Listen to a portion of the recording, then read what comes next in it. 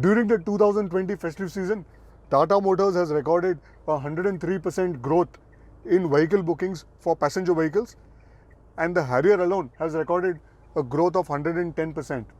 And if there's one variant which has made it possible to turn the tables for the Harrier, then that variant is the automatic. So well, without wasting any time, let's get to the driving.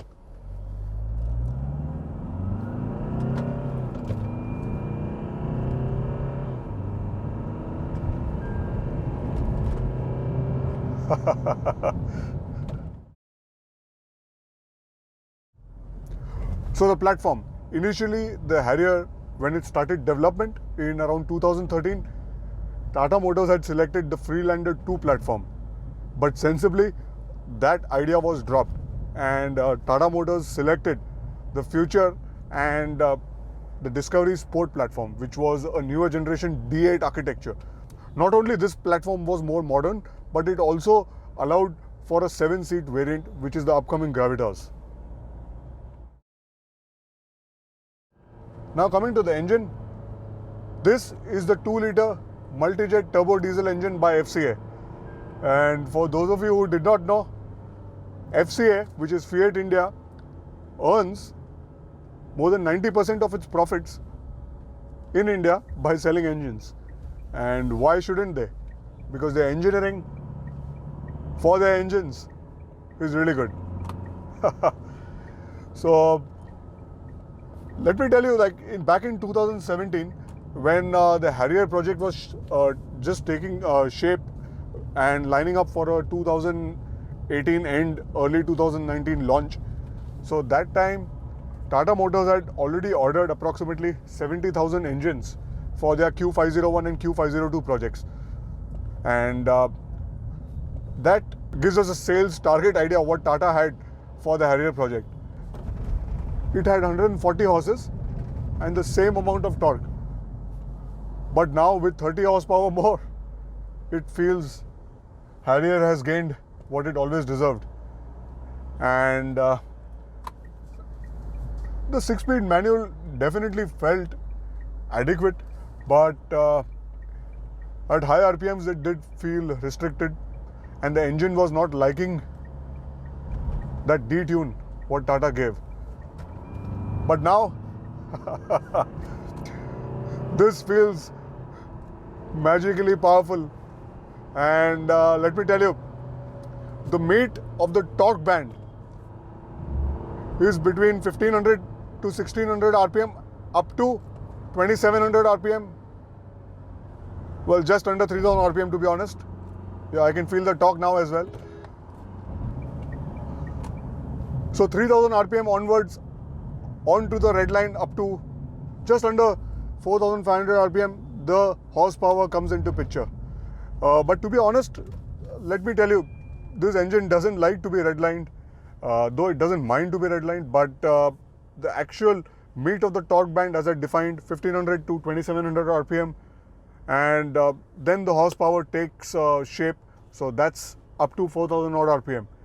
So that's where all the power lies. A quick talk on the driving modes.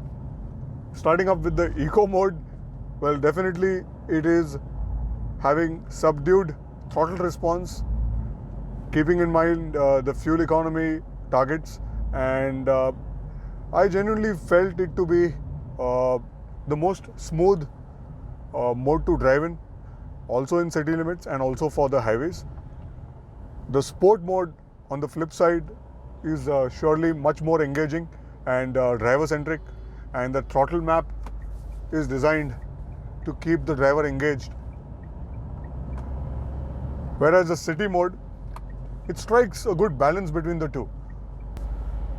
A quick word on the NVH and the refinement levels. I genuinely feel that the 2020 Harrier, particularly with this automatic gearbox, has shown substantial improvements in the refinement, the vibration, as well as the overall NVH levels. So finally, we have to discuss the all-important change, the automatic gearbox.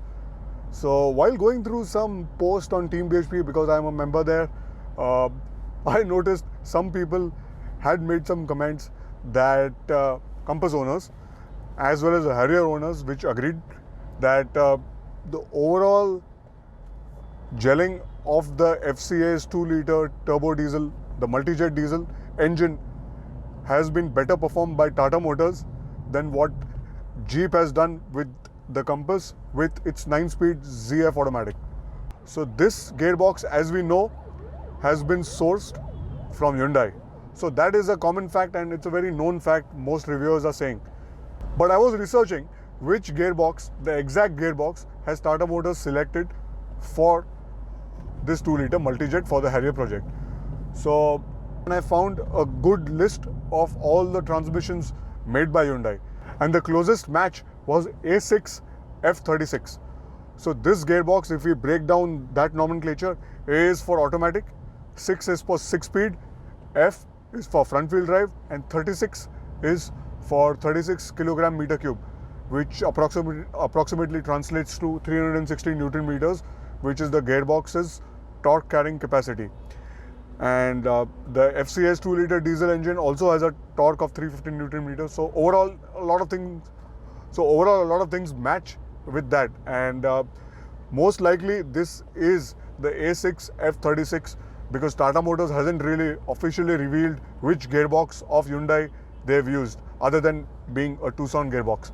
So yes, this gearbox is much more suited for a soothing cruise on the highway, a relaxing drive in the city, and it is definitely not the most aggressive units, surely not in DCT comparison, but it is smooth. Being a torque converter, it is going to be reliable. Coming to the suspension, so the front suspension is an independent one, and it is having a good amount of parts in common with Land Rover Discovery Sport, whereas the rear is semi-independent. And let me tell you, the rear has been developed by Lotus, and yes, this is the same sports car company which is UK based. And so genetically, this is supposed to be a good handling SUV, but to be very honest, it is just above average when it comes to the overall high-speed handling capabilities. Well, the straight line stability is good, mind you, but when it comes to the sudden steering maneuvers, I feel surely being a hydraulic unit, I expected something better from the steering. And though it has good amount of weight and feel at lower speeds, but that weight and speed, the weight is not really translating and not being consistent at higher speeds. So I feel the steering is slightly oversensitive for high speeds. It should have carried the weight which it has at lower speeds. So those who are typically aware of hydraulic steerings would get what I'm saying, and those who have driven the Harrier would also understand. Coming to the ride quality, other than the suspension, I feel the tires are also playing a good amount of important role in the ride quality. And the exact spec, if I remember, is 235/65 R17. So that is a very thick, meaty tire for a 17-inch rim. And I would say that the Harrier is surely one of the best riding SUVs in this segment. So this segment has been designed to understand the strengths, weaknesses, opportunities and threats for the 2020 Harrier. Starting off with the strengths. The JLR platform, which Tata Motors call it the Omega Arc platform, is surely its major strength, and it automatically announces Harrier's superiority over its rivals. We should not forget that the Harrier is a very handsome looking car from the exteriors, and that definitely makes it a strong strength for the Harrier. And not only that, the interiors are also well appointed, particularly the driving position. It's typical SUV like, unlike the pseudo SUVs, some of its rivals which don't have or don't enjoy this kind of driving position. So automatically that also adds to its strengths. And finally, the interior space. It is surely a very spacious interior to be in, and the back seat space is also very generous to keep the passengers riding in comfort for long journeys as well. Thanks to the suspension tuning and also the thick tires, the ride quality is surely a strength for the Harrier, and it's the bad roads and the rough roads, those areas where the Harrier particularly shines. Indians love sunroofs, and this one out here is surely one of the larger ones, maybe the largest in the segment, and surely attributing towards Harrier's strength. Overall, the Harrier is feature packed, but I wanted to mention one feature, which is the JBL music system, and it is surely the best in class. I personally own the Kia Seltos, as many of the channel subscribers know, and that has an Bose audio system. Compared to that, which I feel is a good system anyway in that class, this JBL system is better. No petrol engine on offer is definitely a weakness for the Harrier, and I genuinely feel that this now, as it's having a lot of JLR elements, JLR and Tata Motors have a ready engine, a ready petrol engine, which is the Ingenium petrol, which they can easily plonk a 2-liter Ingenium petrol, and this might be one of the sporty SUVs, a petrol sporty SUV in the segment then. So they have a ZF 8-speed which you can pair. Yes, the price will go up, but if they can get a higher tuned 2-liter turbo petrol, the Ingenium turbo petrol in the Harrier, it will surely, this weakness will transform into a strength as soon as they do that. The camera quality is average, and it is not up to the 2020 standards, particularly in low light and night time.